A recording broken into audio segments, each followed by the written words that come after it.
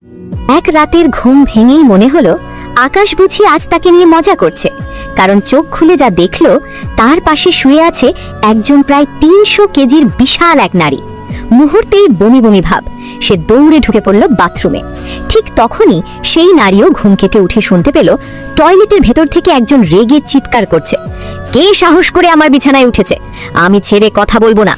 ভয়ে কাঁপতে কাঁপতে নারীটি কাপড় জুতো তুলে নিয়ে চুপি চুপি পালিয়ে যায়। ৬ বছর কেটে যায়। সেই রাতের পর থেকে সিইওর জীবনে নেমে আসে এক অদ্ভুত অভিশাপ। তার মা, বাড়ির বৃদ্ধা মহিলাটি, প্রতিদিন একের পর এক মেয়েকে ছেলের সামনে হাজির করেন, কিন্তু সে শুধু একবার তাকায় আর সঙ্গে সঙ্গেই অজ্ঞান হয়ে পড়ে। হাসপাতালে পরীক্ষা করে ডাক্তার জানায় সে নারী ভীতিতে আক্রান্ত, নারী ছোঁয়া লাগলেই জ্ঞান হারায়। এই কথা শুনে বৃদ্ধা প্রায় জ্ঞান হারিয়েই ফেলেন।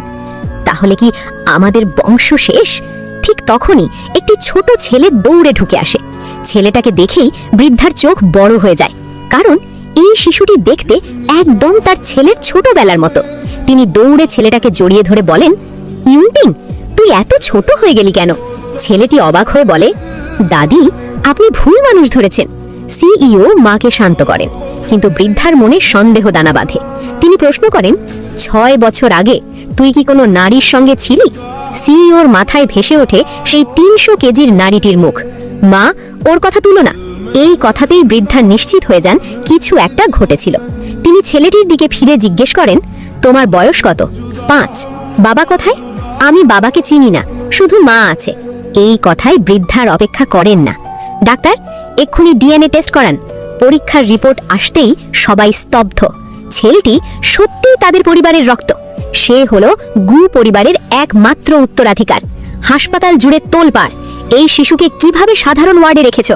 তাৎক্ষণিকভাবে তাকে ভিআইপি কেবিনে স্থানান্তর করা হয়। এদিকে ছেলেটির মা কিছুই বুঝে উঠতে পারছে না। সে শুধু জানে তার সন্তান লিউকেমিয়ায় আক্রান্ত। ছেলেটি ফিসফিস করে বলে, মা খুব কষ্ট করে কাজ করে, আমি তাড়াতাড়ি ভালো হতে চাই। ঠিক তখনই মা ঢুকে পড়ে কেবিনে। আর অন্যদিকে বৃদ্ধা ডিএনএ রিপোর্ট হাতে পেয়ে ফোন করেন সিইওকে, এক্ষুনি হাসপাতালে ফিরে আয়, ওই ছেলেটাই তোর সন্তান।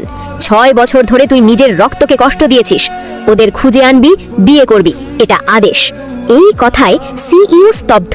সে ভাবতেই পারেনি সেই রাতের নারী তার সন্তানের জন্ম দিয়েছে। ঠিক সেই সময় ছেলেটির মা হাসপাতাল বদলাতে গিয়ে হঠাৎ মুখোমুখি হয় তার প্রাক্তন প্রেমিকের, যে একসময় তার মোটা শরীর নিয়ে বন্ধুদের সঙ্গে বাজি ধরেছিল, যে তাকে অপমান করেছিল সবার সামনে। আজও অপমান থামে না। এই বাচ্চা কার? ভিখারির ছেলে নাকি? এক পর্যায়ে তারা নারীর গালে চড় মারে এবং শিশুটিকে লাথি মেরে ফেলে দেয়। ঠিক তখনই এক বজ্র কণ্ঠ শোনা যায়, সাহস হয় কিভাবে আমার নাতিকে আঘাত করো? বৃদ্ধা এসে দাঁড়ান সামনে। চারদিক স্তব্ধ। এরপর কি হবে? সিইও কি নিজের সন্তানকে মেনে নেবে? নারী কি ন্যায় বিচার পাবে?